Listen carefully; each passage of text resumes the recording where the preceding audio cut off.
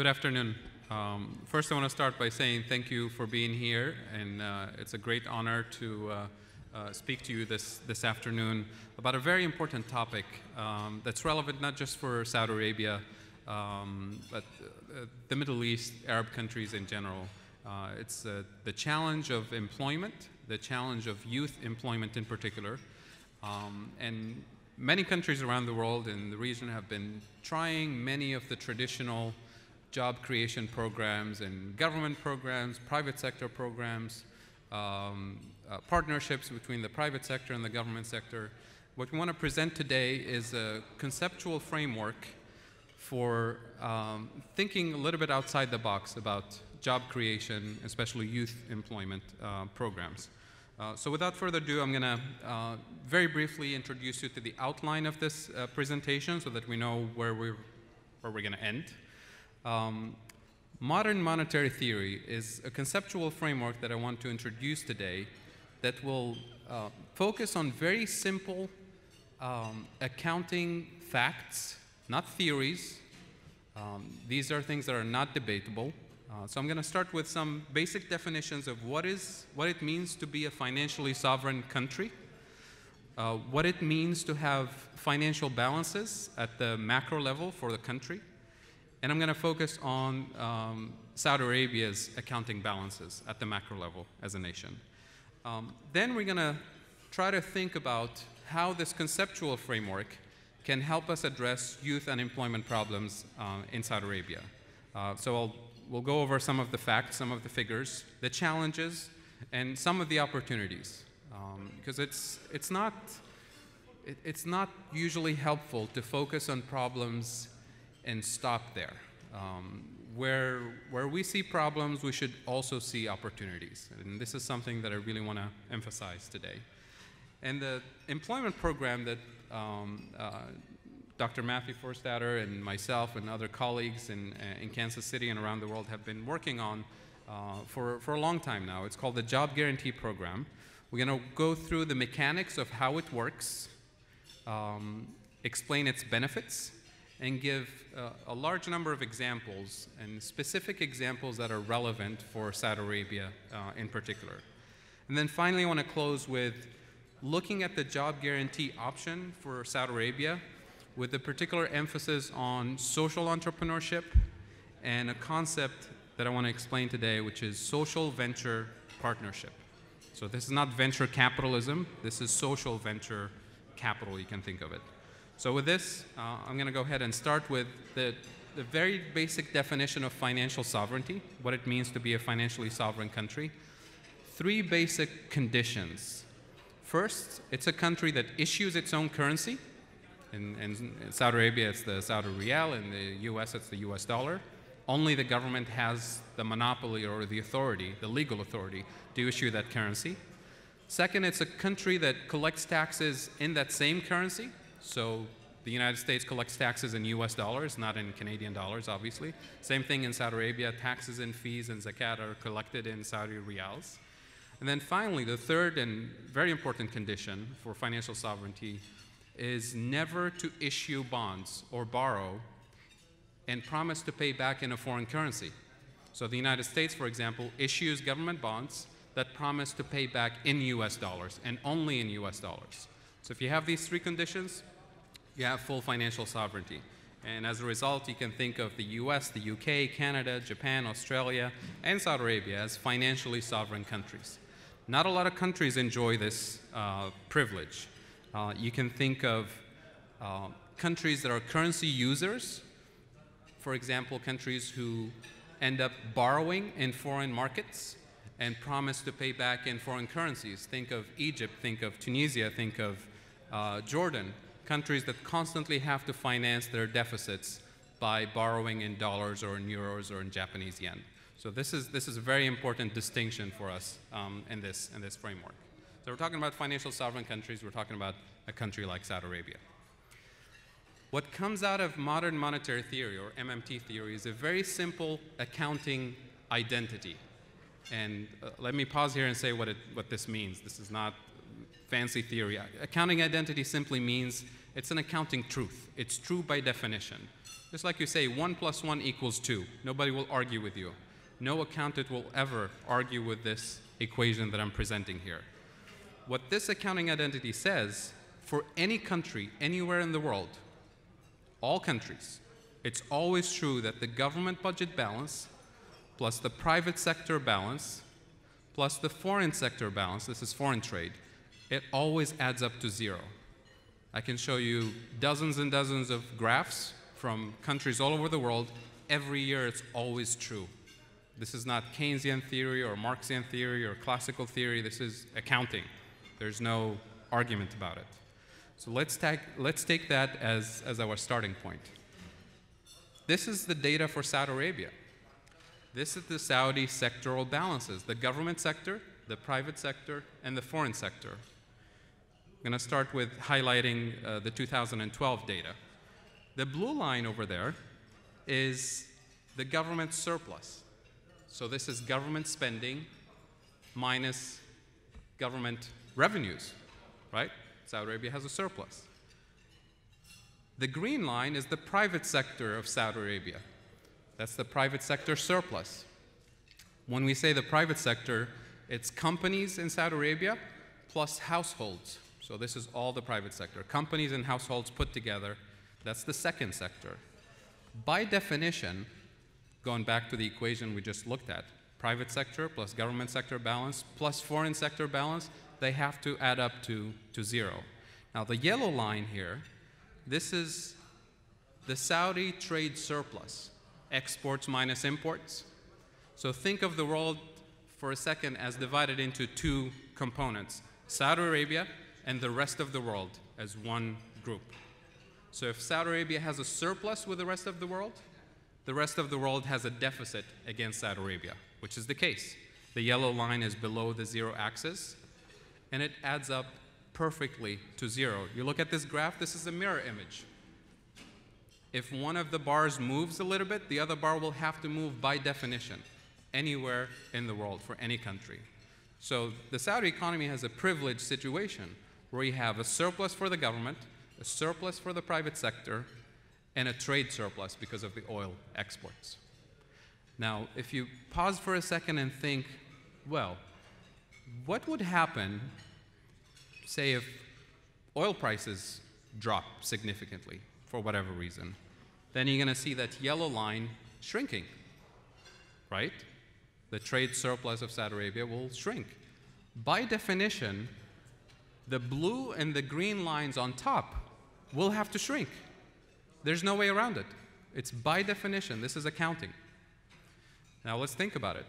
It's either going to be the private sector shrinking, the green line, or the blue line, the government surplus shrinking, or both. There's no way around it. Now let's zoom in for a second on the private sector. Again, this is firms and households put together. Most of that green surplus there is firms. And with increasing levels of consumer debt, credit card debt, households are moving into significant and unsustainable deficits in some cases. So we're going to have to dig into the details and be careful about the consequences of these sectorial balances. So just to zoom in on the 2012 data, just to illustrate, government surplus is 13% of GDP. Private sector balance is 18% of GDP, and the trade surplus, meaning the foreign sector deficit, is a -31. It adds up to 0. Always true for any country, any year, anywhere in the world. Okay. So this is our very basic definition of MMT, or modern money theory, the concept of financial sovereignty. The question here is, what does this have to do with youth employment and job creation programs? So let me step for a second into introducing the labor market in Saudi Arabia, focusing on unemployment statistics. So this is the demographics that we have to deal with. This is not just Saudi Arabia. This is very similar in GCC countries, very similar in North African countries as well. The youth bulge, the age pyramid is not working in our favor. A lot of us see it as a problem, but I'd like to see it also as an opportunity. Many countries around the world are actually envying the abundance of labor resources, the energy that the young people are bringing, potentially could bring to the labor market, to the productive side of the economy. Think of it this way. Many countries in the Middle East have been spending probably around 20–25% of annual government spending on education and training. Not for a year, not for two, but for decades. And all that investment to produce educated, trained young people, isn't it a waste to let that go into unemployment? So you can see this as an investment that we're missing an opportunity to capitalize on, to leverage for productive purposes. In Saudi Arabia in particular, there's an additional challenge, which is the composition of the labor force in the private sector. 90% expat, and this has been all over the news in recent months and days, obviously. In terms of Saudi unemployment rate, and this is male versus female, and then the average is the blue line. This is the last 2 years, quarterly data, calls for, the least to say is urgent attention and action. And this is really the motivation behind this, the research behind this session today. This is for non-Saudis, and notice that the axes are very different. So I'm going to go back for a second here. The higher number up there is 40%, right? And for the non-Saudis, we're talking about less than 1% unemployment overall. Now, the cost of unemployment in Saudi Arabia, we're going to talk about economic costs and also about the social costs and the non-economic costs. There's been a recent study by the International Labor Organization that essentially said if Saudi Arabia has the potential of increasing its annual GDP growth by 2.3%, if youth employment or youth participation in the labor force matches the level of Australia, this is the benchmark country that they use for the study, there's a tremendous potential with that, quote-unquote problem that we see, the youth bulge and the youth unemployment. This is a tremendous resource for increasing economic growth, increasing production, increasing wealth in this country. Another study refers to Saudi Arabia's potential for employing women. And I think the study says by 2030, if Saudi Arabia is able to match men's and women's labor force participation, there's a potential of reaching 8–9% increase in annual economic growth. So we're talking about substantial resources that are not being utilized at this point. So yes, there's a challenge, there's a problem, but there's a tremendous potential for growth. The other thing that I want to add here to highlight that we really need to act now, and this is an exciting moment, not just a crisis moment for a lot of GCC and Arab countries, because the longer a person is unemployed, the harder it gets to find a job. And this is not just in the Middle East, this is anywhere in the world. Tons and tons of studies showing that the faster you get young people into jobs, especially that first job, the easier it gets and the more productive they become into the labor force. So this is a call for action. And with this, I'm going to pass the mic to Professor Mathew Forstater to talk about other costs of unemployment.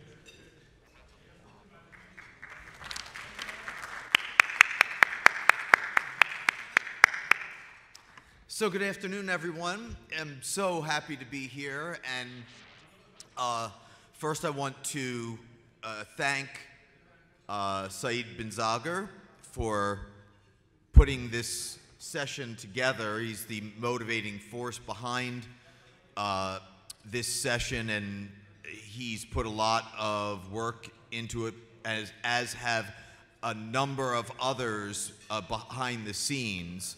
And because of time constraints, I'm not going to be able to name all of them, but really appreciate the people working to make this a possibility, including, of course, the Jeddah Chamber of Commerce and Industry. Fadhel gave a very nice overview of what is at the heart of modern monetary theory. And the upshot is that we can afford anything that we have the political will to purchase.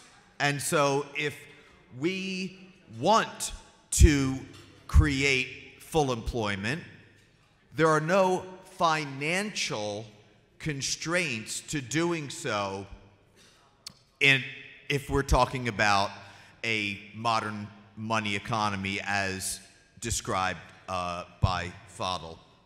So other costs of unemployment. Fadhel mentioned the social costs. Studies have shown unemployment is related to virtually every social problem that we have.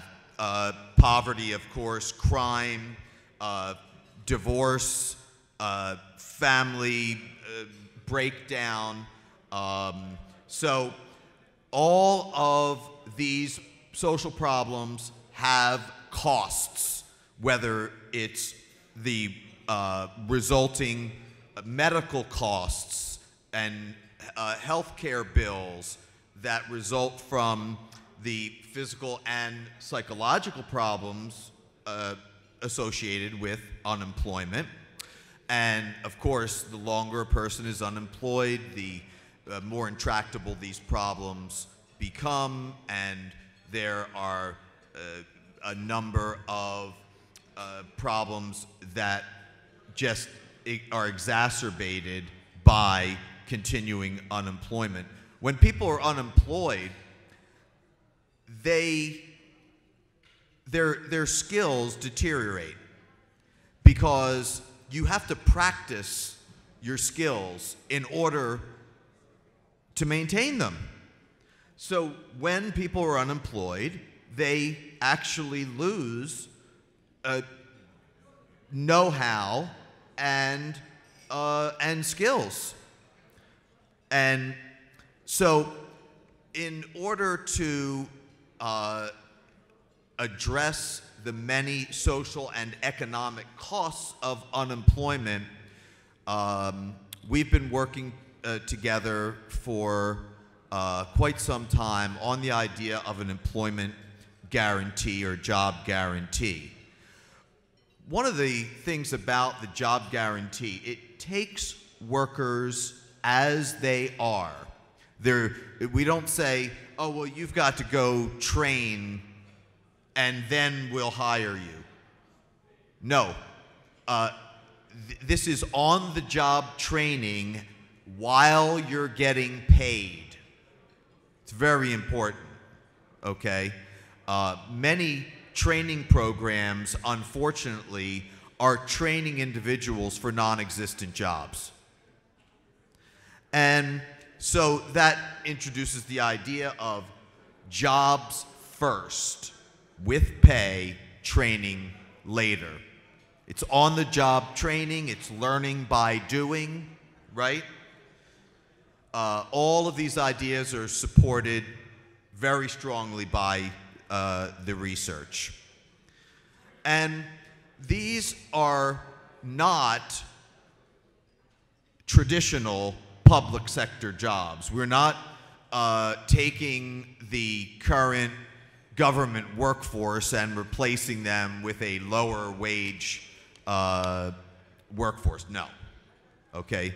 So these are going to be jobs that are in the areas of community service, civic engagement, and so on the one side, we have people who are working, earning incomes, and spending their money in the economy. And on the other side, they're also performing valuable public and social and community services. So it's a multifaceted in terms of the benefits. And then, of course, these are not private sector jobs. This is not a kind of program where government provides a subsidy to private firms for hiring or something like that. No. These are community service jobs that pay a fixed living wage. We can talk a little bit more about what we mean by a fixed wage it doesn't mean fixed permanently forever, for all time now into the future, but it is an important aspect of the program because there is a strong price stabilization aspect of the job guarantee as we've designed it. And then the funding for the program can come from government grants or private sector grants, such as the corporate social responsibility accounts. And so there's actually a great opportunity here. All of you are familiar with the corporate social responsibility accounts. There is a fantastic opportunity in terms of using these to eliminate unemployment. So this is a community-driven job guarantee, and so this is not a top-down approach where a central bureaucracy legislates these are the services that are going to be performed by the community service corps. No, the needs of the community are identified by local community groups, and so they are best positioned to know what the priorities should be. And they will also identify the existing skill set of the local unemployed population. And then, of course, as I'm sure you can anticipate, we're going to be matching the skills with the needs. And we want to employ the existing skill set creatively in order to serve the specific needs of the community. And if the local skills are not adequate to address the needs that have been identified, then we can target those skills as ones we want to focus on through various on-the-job training and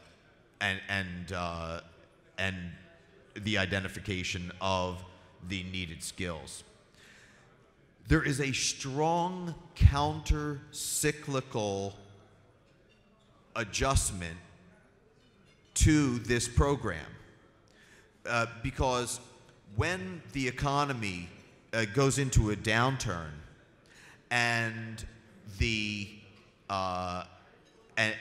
private sector shrinks, then normally unemployment would rise, but in this case, the job guarantee program will expand in response to the falling demand for labor. And then when the economy recovers and spending in the economy increases, then there is an expansion of the private sector and people are hired out of the community service corps or job guarantee corps. So instead of alternating between occasional employment and unemployment, or cyclical employment and unemployment, the the program provides this counter-cyclical adjustment so that there is a move from private sector jobs to the community service jobs and vice versa. So how will the private sector be affected? Well, first, as I've stressed, these are not activities that are going to be competing with the private sector. They will complement the private sector. And then when the economy expands and the demand for labor increases, the private sector can hire out of the community service pool at a markup over the job guarantee wage. And one of the other benefits of this program is that firms face a considerable amount of uncertainty regarding fluctuations in demand in the economy. And due to this, they are hesitant to invest in new technologies, in retooling. But when firms feel confident that the job guarantee program is maintaining a sufficient level of demand in the economy, then they will not be as uncertain regarding future demand, and so they will be more ready to invest in new technologies and so on. Now, the traditional idea of public works needs to be rethought. You know, I was reading some of the commentary on the Jeddah Chamber of Commerce website, and also talking with my students. We have many Saudi college students in the United States and at my university, University of Missouri, Kansas City as well. And the message I keep getting is the problem with young people is everyone wants to start out as a manager. No one wants to start out at an entry-level position and then, you know, through hard work, work their way up and so on. Well, we really need to rethink the idea of community service employment in this regard, because there's a lot of very creative things that we can do that come broadly under the headings of the digital media, new technologies, the stuff that young people are interested in and they are good at.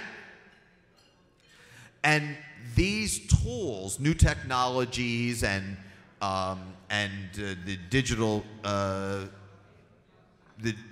digital media, can be used in the service of community engagement, social entrepreneurship, and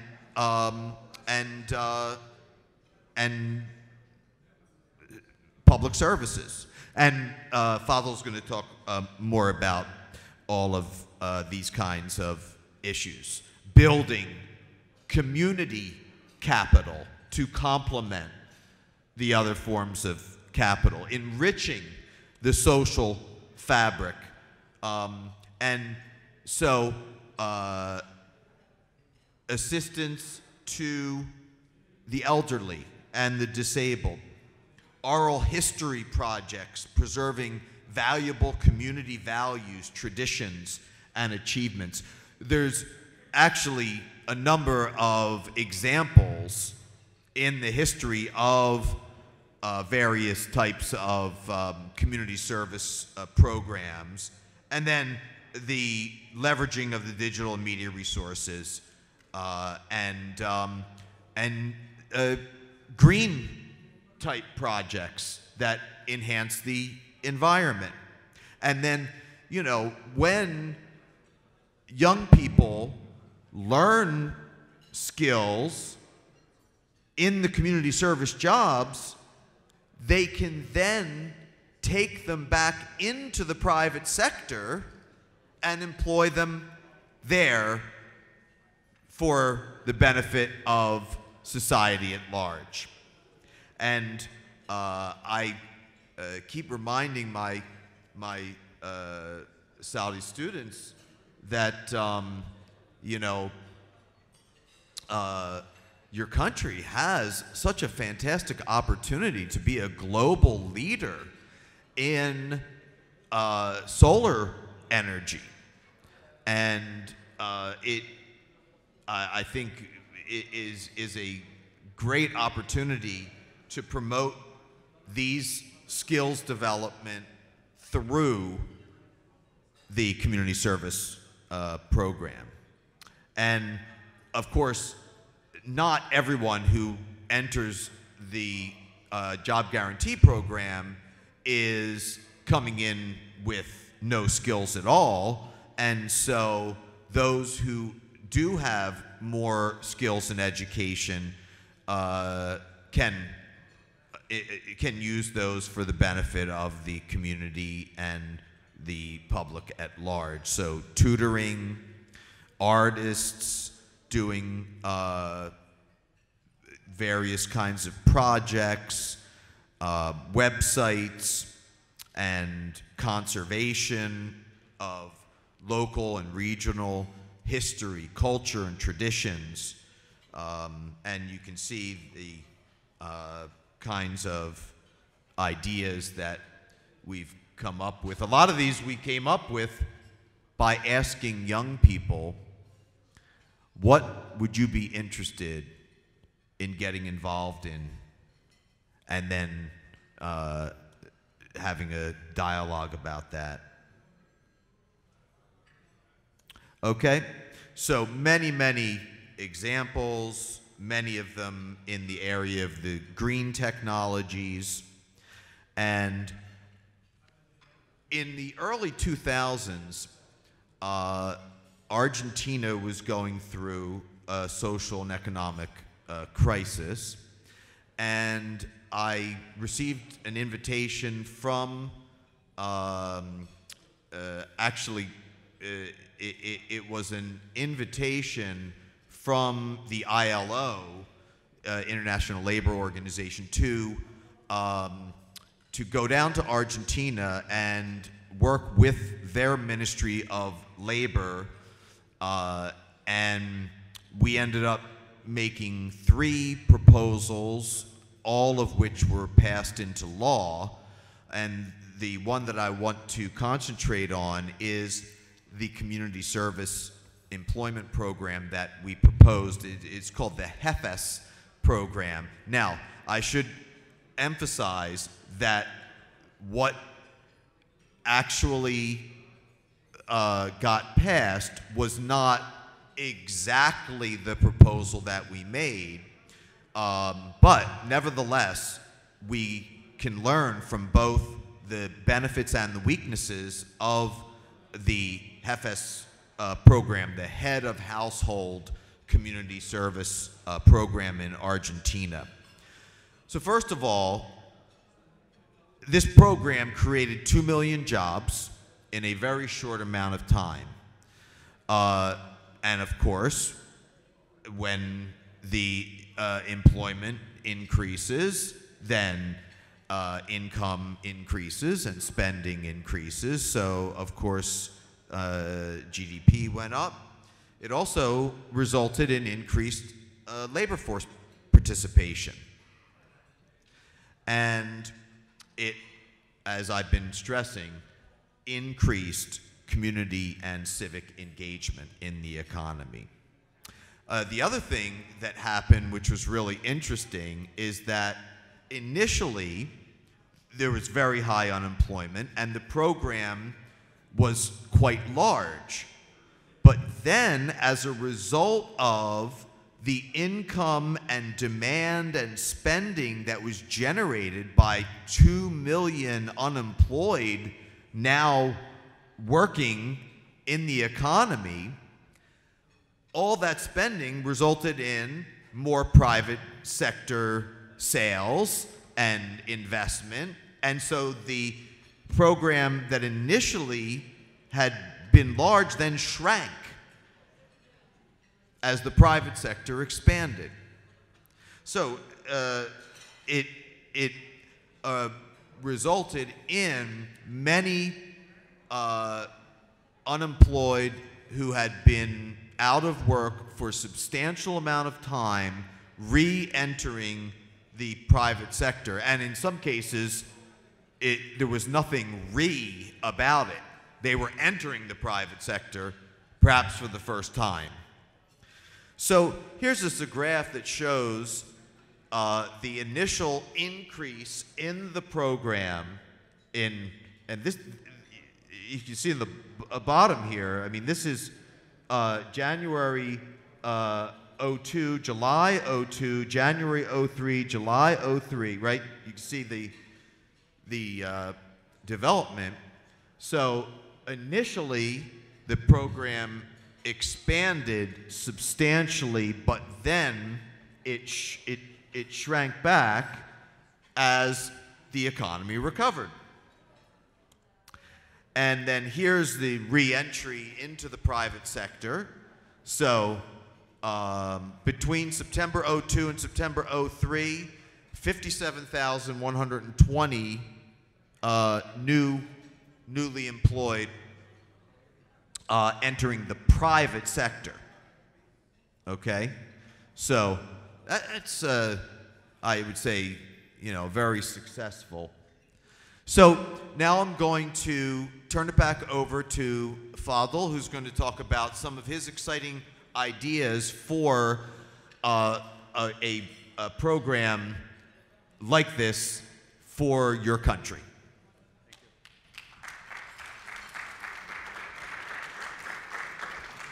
Thank you. So I want to emphasize again that the examples that we've listed here are really just examples. That the core of a successful community service employment program, that it has to be done at the local level, invented and innovated by the local youth, by the community needs, and driven by the community. The financing, we've talked about it in the case of Saudi Arabia with the CSR accounts. It's not going to be a problem. Government grants, venture grants, which I'll talk about in a minute.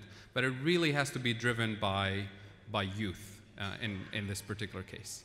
So this is where social entrepreneurship becomes a very important model for sparking this new employment sector. So think about the traditional government sector, think about the traditional private sector, and now we're adding a third sector, the social innovation sector.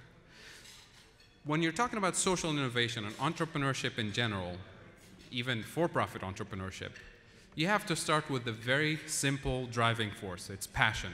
You can't have people work hard on something that they don't believe in, they don't enjoy, they don't admire. You have to be willing to work day and night, dream and sleep and wake up believing in a particular goal. It can be something related to the environment, it can be something related to the elderly, something related to human rights or women's rights or whatever it is. It has to be something that's driven by local interest at the local level. Once you have that passion, then what I propose is the 4 basic steps of developing a successful social entrepreneurship model. First is problem identification. Identify the problem that you're interested in, and then do your homework. Root cause analysis. Problems, social problems have multiple roots, multiple causes. You want to make sure you assess them, study them, and really know what you're dealing with. Once you know what you're dealing with, you do an exercise called asset mapping. You're going to survey everything that's already out there, all the organizations, the national resources, the human capital resources, government programs, private sector programs, international experiences, all the resources that you can use to address that particular problem.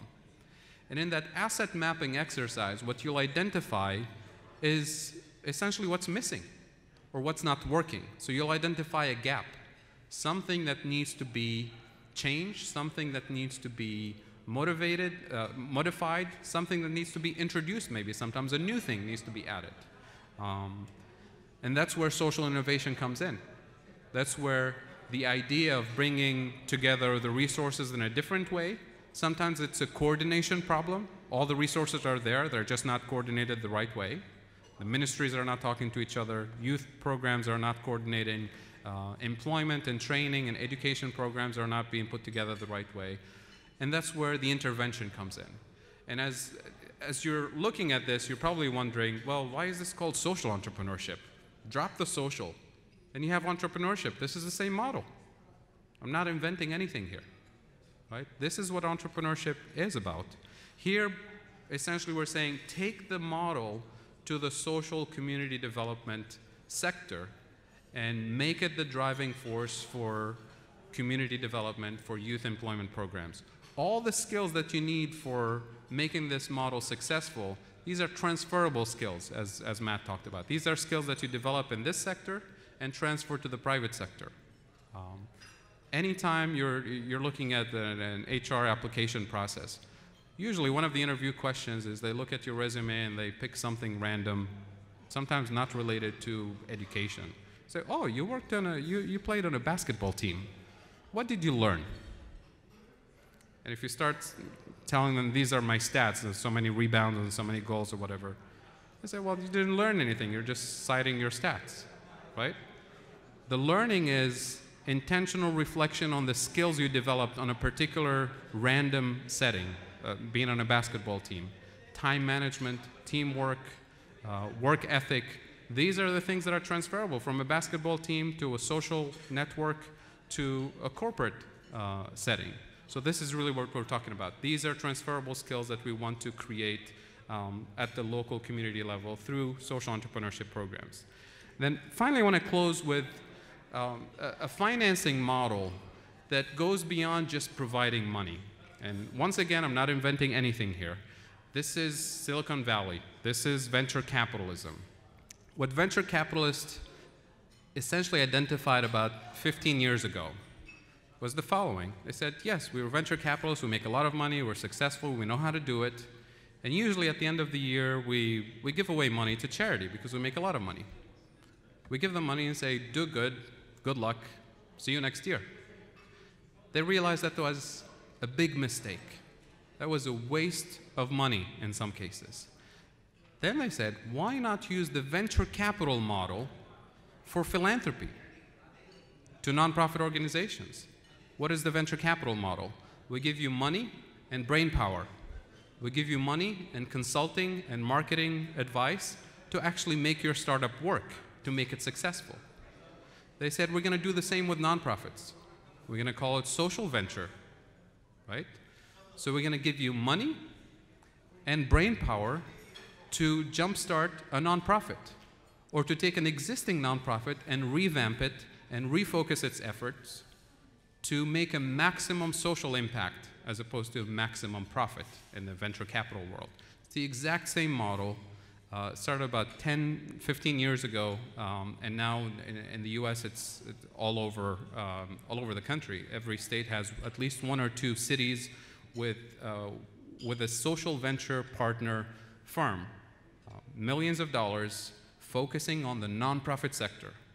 They send out call for applications. The local nonprofits send them their business plans, their proposals for the venture. They go through a selection process, interview process. They step on the stage and they pitch their idea. They come up with an assessment plan. How are you going to measure results? And then we're going to give you the money, and we're going to work with you on the board with consulting advice, marketing advice, networking advice to actually make it happen.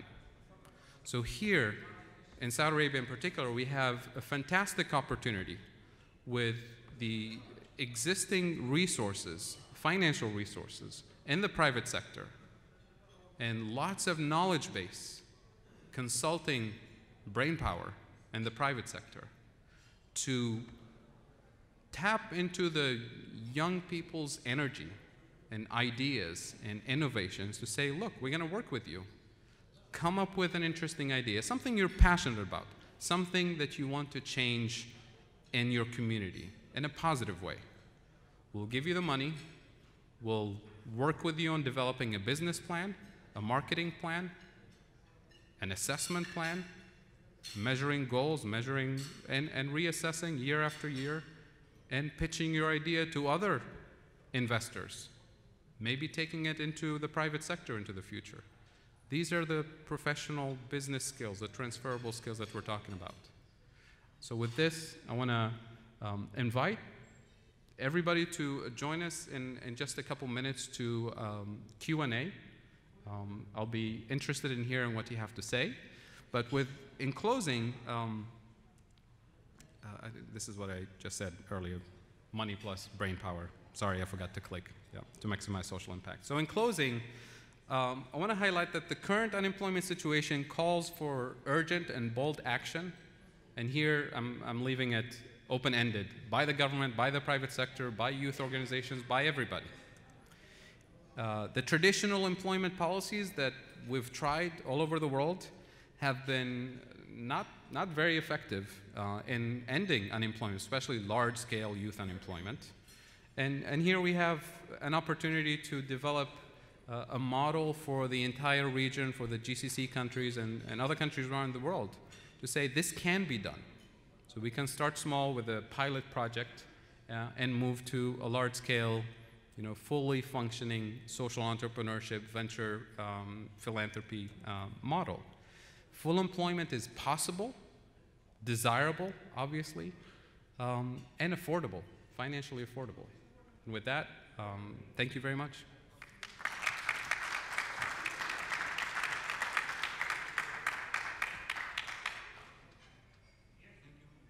Hello. Thank you very much, gentlemen. We would like to open the floor now for any questions, any comments.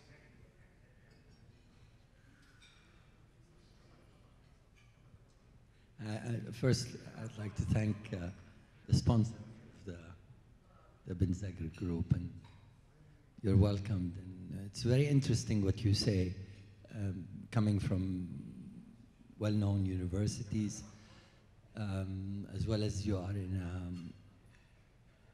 culture or a society where the laws are continuously changing to deal with needs of the community. You use certain keywords, community services, you used innovation, you used the word of social corporate responsibility. And you use the most important, the energy of the youth is not like the energy of the elders. They are supposed to be wise and to guide while the youth. But forgive me, it's not a contradiction, but it comes in parallel. You spoke about two specific aspects of the community or the society. One being the private sector, and one being the civil sector or the community services. Community services are in relation or married to government, like the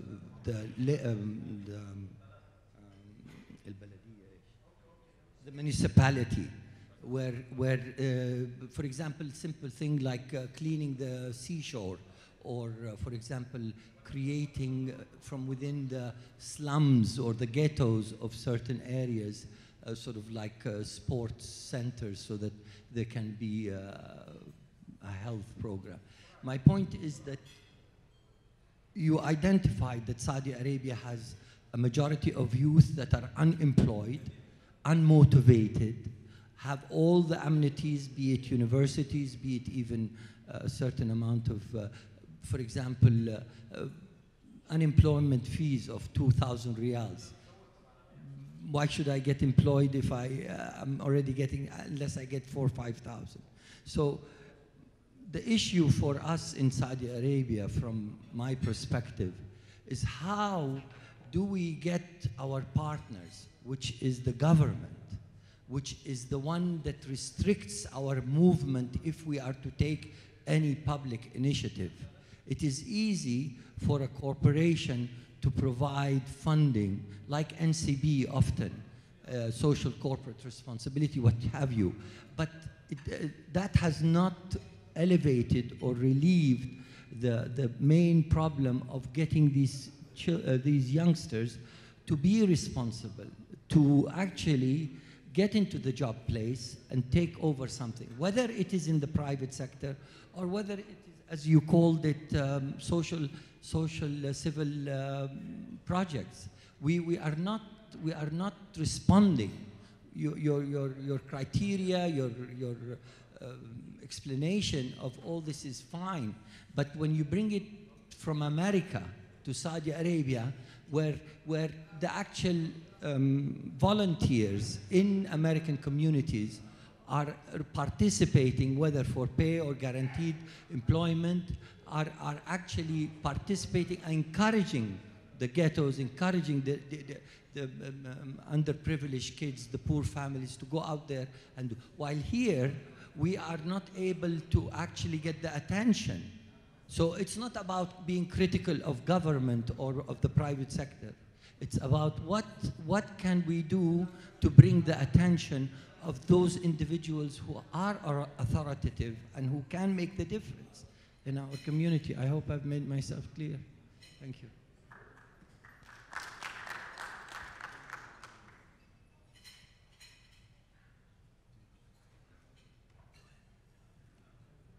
Thank you. Well, first I want to start by saying that, again, we didn't mean to say that this is going to be replicated from the U.S. to Saudi Arabia or any other country. There's definitely recognition that sometimes the rules and regulations in the country are not necessarily conducive to successful social entrepreneurship, and that's something that has to be addressed, obviously. If we're going to use the youth employment, the youth of the country as a source of energy, as a source of economic growth, we have to facilitate the right economic environment, legal environment to facilitate job creation programs of the nature that I described. Saeid, did you want to? If I can add a point from the previous session. Professor Xavier from Columbia University asked some very simple questions. He said, if Mark Zuckerberg from Facebook was a Saudi, would Facebook have been born?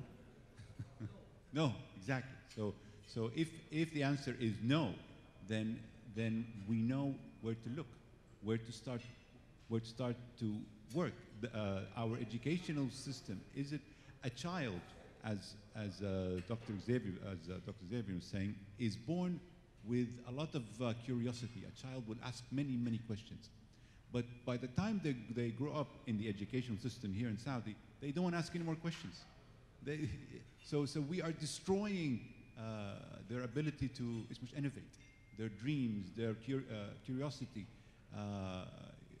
We have an educational system that takes a young person who's curious, imaginative, wants to produce, and it destroys him. This is one of the problems, one of the challenges. Thank you very much. But if I may just take your point up, because maybe I can answer it. I'm sorry to be a bit liberal, but I wish there was a little bit more of government employees or social institutions. I really admire you as a private company coming here and sponsoring all this. But you, لا حول ولا قوة إلا بالله. There is nothing in our hands to do. What is the use of the education if we cannot be innovative in a sense of coming up with a solution for our society? Our society needs to not to have the private sector educated. Like you said, if you take out of the private sector and make a statistics, you will find very bright people, you will find very capable people, but they have not only been demoralized, but they have been marginalized because they do not fit the status quo. If I may put it in a different way, be it Binzagr or other companies who are substantially of heritage and so forth, they are the status quo. They sell their hardware and their products, and they keep the status quo.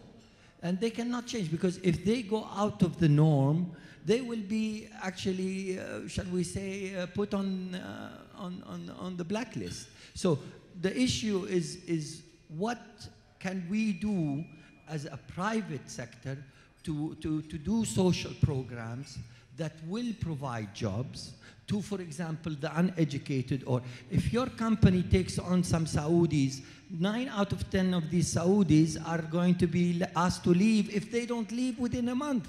Not because they couldn't become managers, because they don't have the motivation to, or the understanding. If you take our society, within 50 years, we were expected to learn languages, become modernized, and to also hold PhDs so we can run state-of-the-art factories, from petrochemical to even tire manufacturing. But we don't have the culture or behavior. We were traders who used to open our shop to sell herbs from the Silk Route. 50 years ago, we had pilgrimage. Today, we sell 1/5 of the oil to the world. But our psychology, our understanding is not there. And if you want to tell me I'm married to the government, of course I am. And I think, a good citizen.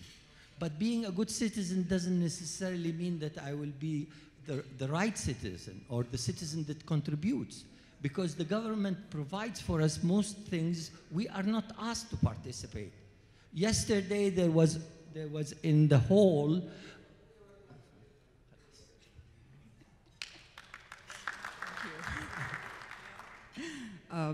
Asi al-Sheikh, yes, what you're saying, Mamoun, is reality, but it's not that bleak.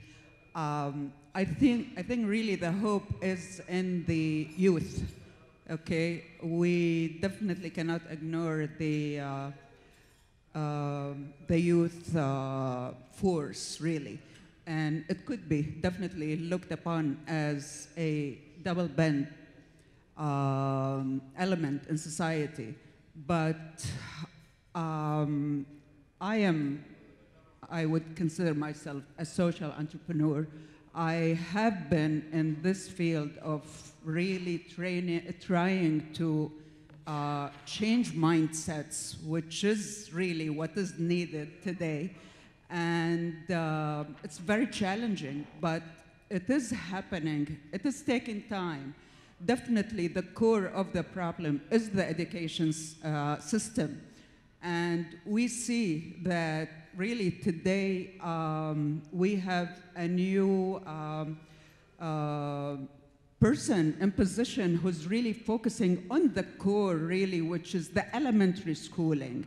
I think that beside also what we just heard from, the royal decrees about really banning, these fanatic and religious groups, and right away both ministries of education and of interior really, joining forces and trying to spot these mentalities to clean out the ministry out of them. This is a very, very, very hopeful and strong sign. Thank you very much. I just wanted to really show the glass half full, okay? Thank you.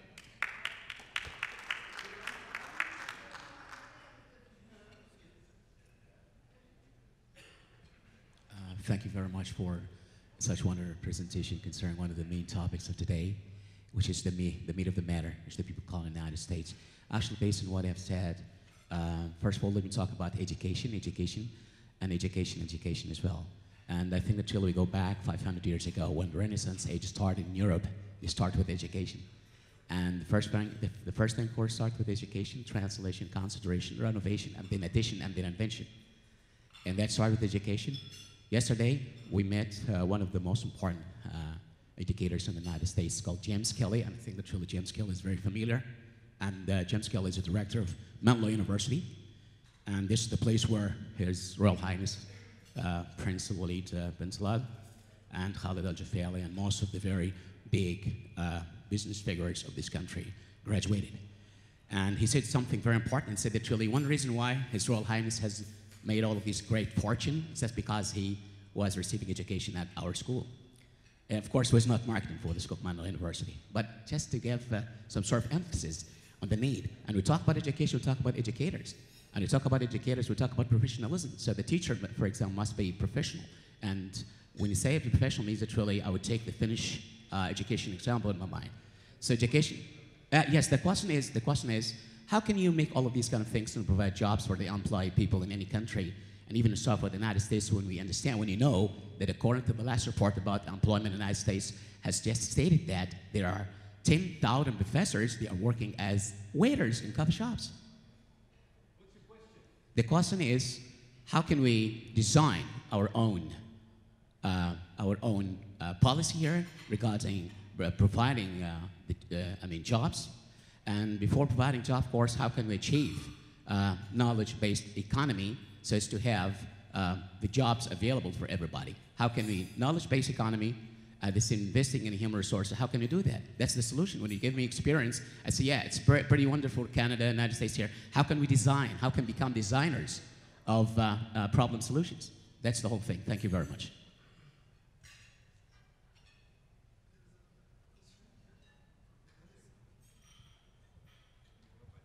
Well, thank you. I want to pick on the education piece because it's extremely important, and I'll touch on some of the comments that were made as well. Here, we're not really thinking of this employment program as the silver bullet that will solve all the problems of the world or the problems of a particular economy. When we get a chance to share the literature with you, especially this particular program, we introduce it as one component of a platform of policies that have to be implemented at the same time. When you're facing a crisis, a youth unemployment crisis, for example, like we're dealing with now in the Middle East, the way I describe it is like you're trying to fix the car as you're driving it. You have to act with urgency, but at the same time, you have to think long-term, 10, 20, 30, 40, 50 years ahead. One of the big mistakes that my home country, Tunisia, made, and that we're facing today in the last decade, is massive investment in higher education and exclusively valuing higher education, university degrees over technical education, vocational education. And this is not just in terms of funding the schools or the programs, but really creating a stigma, a social stigma that was enforced by the education system that if you don't make it through the high school exam, the national exam, you're a failure. And if you're a failure, you're not going to make it into middle class status, you're not going to get married, open a house, afford, middle class status. Today, in Tunisia, for example, we have tons of PhDs, double master's degrees, and you can't find a plumber who can actually fix whatever you need to fix. You can't find an electrician. You call them on their cell phone, it's almost as if they're going to tell you, well, talk to my assistant first, and then maybe I'll show up and work. They're not skilled. They act like the prime minister or a medical surgeon, and that's a problem. You're trying to attract foreign investors that say, sure, we'll hire some accountants and lawyers and managers in the office, but also we need 20 machinists, 30 electricians, and people who have technical skills. And that's a problem that's going to take a generation to fix. And it's not easy because you're trying to change a stigma, not just educational system. So you need to think long-term by really valuing technical skills and creating parallel tracks. The German system is a very good system to look at. Parallel tracks where in the middle school and the high school level, you're actually learning math and science, but also workshop type of things, arts and crafts. And this is really the way to go for the long term. Just one example, one idea maybe that thinking out loud here, and we've discussed it the last couple of days. Saudi Arabia faces a housing crisis.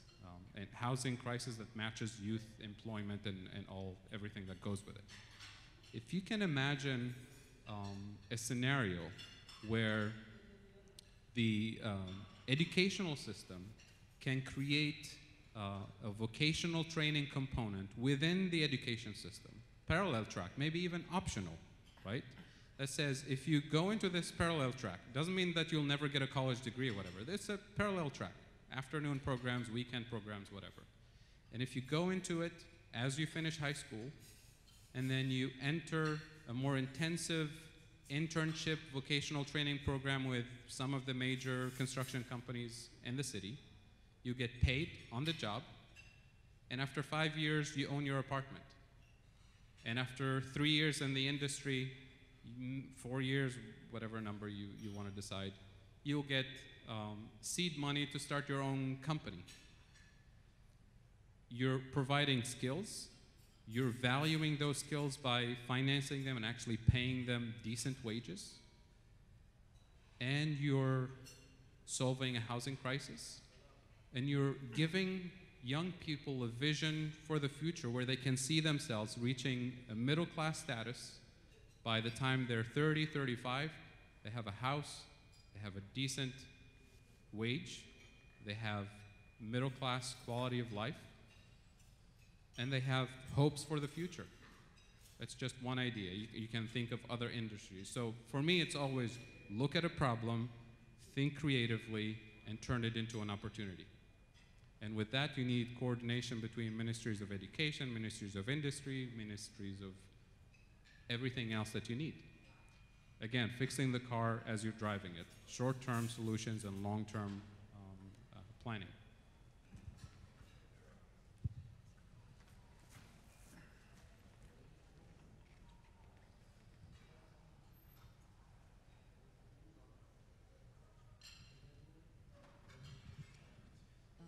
Assalamu alaikum. Thank you, Dr. Kaboub and Dr. Forstater.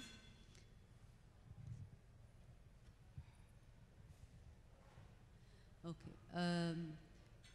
I'd like to thank you for the wonderful presentation, especially talking maybe about community services and on-job training in particular. I'm an ex-Aramco employee who Aramco used this on-job training with us all the time, which is great. My fear with employment or unemployment is we are coming up to a new generation. It's the robotic generation that is going to replace most of the employees. What are we going to do when that happens? When you have a robot works for 1,000 employees, maybe 1 or 2 robots takes a place of 1,000 employees. What are we going to do? Have you done any surveys? Is there any studies? Because what you have talked about today, it's been probably said and done many, many times. Yes, we do need some awareness in the kingdom, and we're working on it, and there's a lot of things happening nowadays, and I have a great faith in our youth and in our government and the society, and we're growing slowly but surely. But I think our worst fear, and something I never heard any conference even talked about, which is the new robotic generation that is going to steal most of our jobs, whether in health, educations, factories, you name it, it will take over. Are we ready for that next generation? Have we done anything about it? Thank you very much.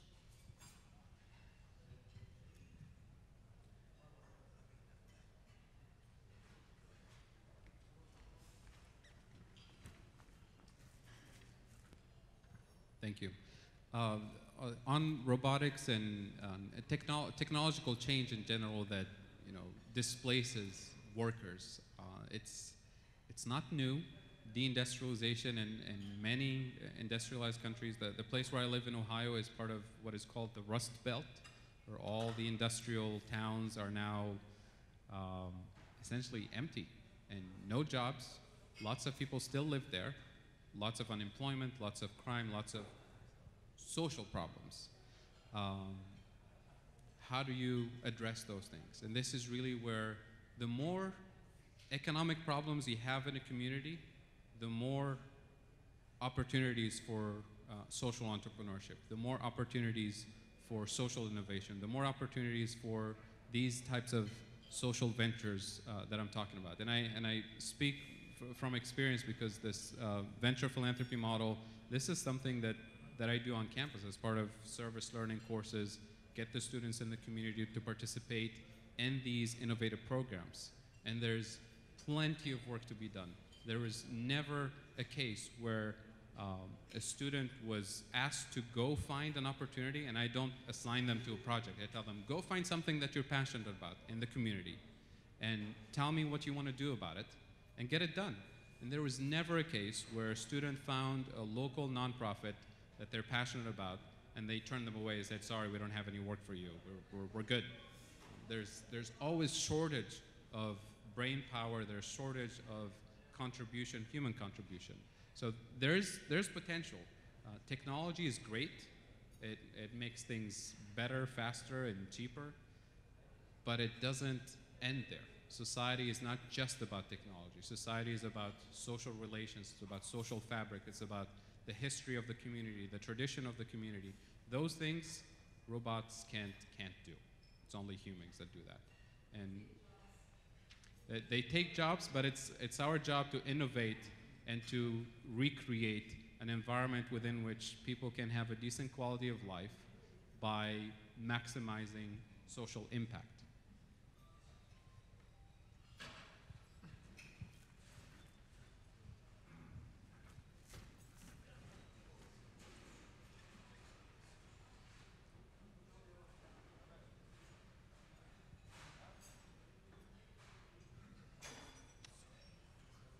You talked a lot about what schools can do and what companies can do, what the government can do, but don't you think that one basic sort of prerequisite for all this to work is that it starts at home?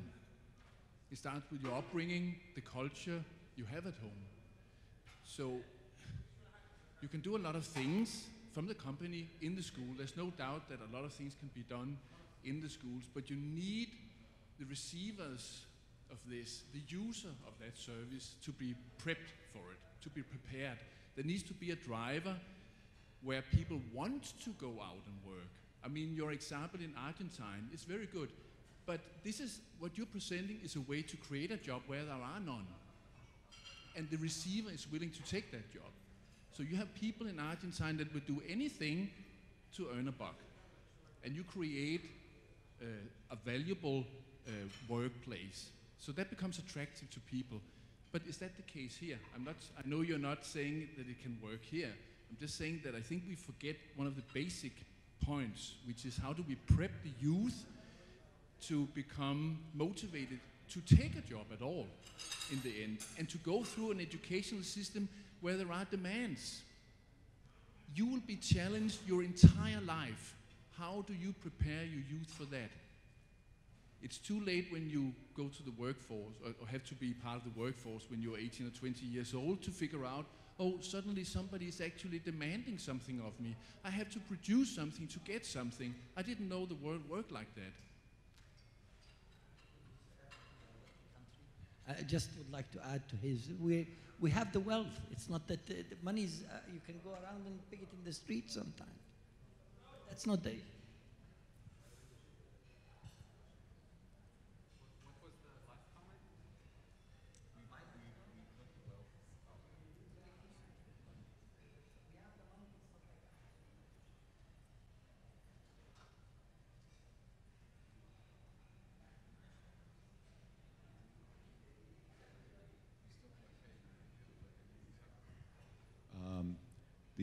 The point to raise here that's very specific about Saudi Arabia is we have nearly 2 million people in the unemployment program.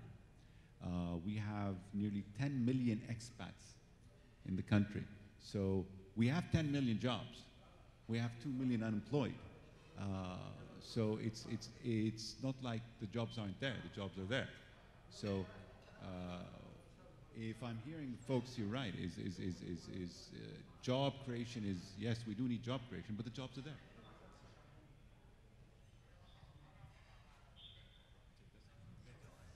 Okay. Can I go back to the gentleman's comment for a second? So the question that came out of it is starting at home, right? It's not just the school, it's not just the outside environment, but the way you start these things. Well, are we going to give up on the existing generation just because whatever happened in the home, whatever happened in the last 20 years or 25 years of their life? I say no. I say we just work with whatever we have.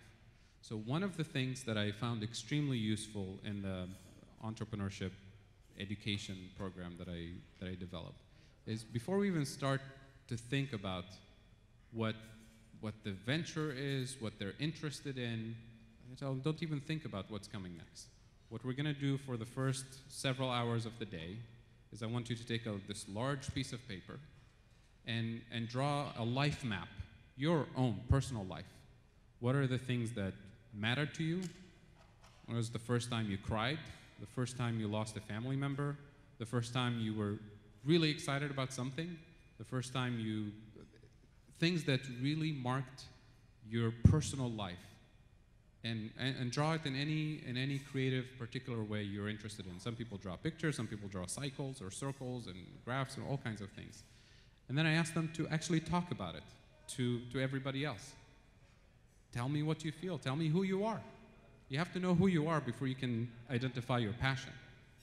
And this is something that you can do when you're 10, when you're 20, when you're 30. Actually, most people tell you this is an exercise you should do every couple of years.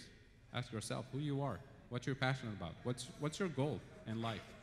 And yes, it can be tough if you've been demotivated for 20, 25 years. I'm not saying this is going to work for everybody, but there are ways to start with where you are and reignite some sort of passion. Because I believe in human beings being motivated by something that sometimes just turned off for whatever reason. So we just have to work on the existing generation and learn from it and work on the next generation so that we're not repeating the same mistakes.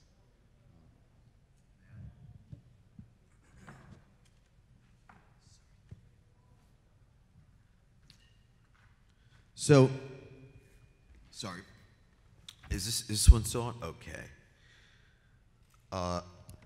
So there are some other sessions, and so I'd like to propose that we make some concluding remarks. Then we can take a break. Those who want to attend some other sessions can do so. Those who would like to have some more food can do so. And then those who would like to continue discussion informally, we would be happy to stick around and brainstorm together with you to address some of the issues that you're bringing up. In the last 2-3 minutes, I want to mention a program we have in our department that demonstrates, and actually Fadhel also does a similar type of program. And what we do is, in addition to whatever tests and homework that students have to complete to get a grade for their class, we also tax them. And do you have the Buckaroo or the DVD? So we have a departmental currency in our department. It's called the Buckaroo because, you know, buck is slang for $1, and then our mascot is the kangaroo, so Buckaroo, and then, you know, Kansas with cowboys and so on, a Buckaroo.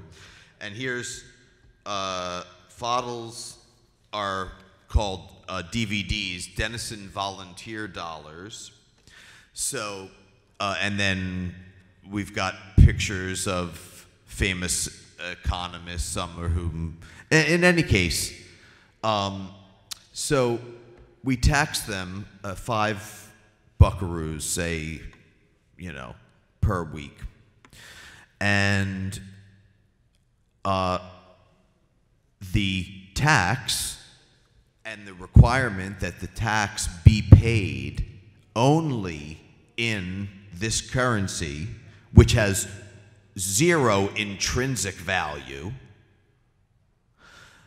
the tax and the requirement that the tax be paid in this currency creates a demand for these otherwise worthless pieces of paper and gives it a value.